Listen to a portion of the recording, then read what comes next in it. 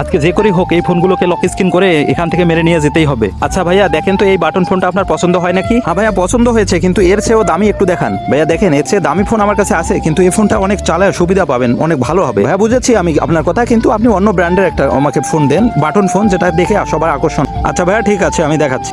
দোকানদার ফোন দেখাতে ব্যস্ত হলে লোকটি তার সাথে থাকা ডিভাইসটি দিয়ে 3টি ফোনে লক স্ক্রিন করে ফেলে। ভাইয়া দেখেন এটা 25 সালের লেটেস্ট ফোন, এটা সবার পছন্দ হবে। আমি দুঃখিত ভাইয়া, আমি বাটন ফোন নেব না, আমি এই টাচ স্ক্রিন ফোনগুলোর মধ্যে একটা নেব। আহা ভাই আপনি কি যে বলেন, আপনি কি ফোন নিতে আসছেন না ফোন নেবেন না বলেন তো? আরে একই সর্বনাশী কথা ভাই। দেখেন আমার কাছে অনেক টাকা নিয়ে এসেছি, আমি বড় ফোন নেব, তার জন্যই তো টাকা নিয়ে এসেছি নাকি বলেন? আরে সত্যি তো, এনার কাছে অনেক টাকা, নিশ্চয়ই উনি বড় ফোন নেবেন। আচ্ছা ভাই দেখেন এই ফোনটা আপনার চলবে কিনা? হ্যাঁ ভাই এটা সুন্দর ফোন, কিন্তু আপনার ফোনে লক করা কেন? কি বলেন ভাই? লক মানে এই তো ফোন খোলাই আছে। আরে ফোনের আবার কি হলো?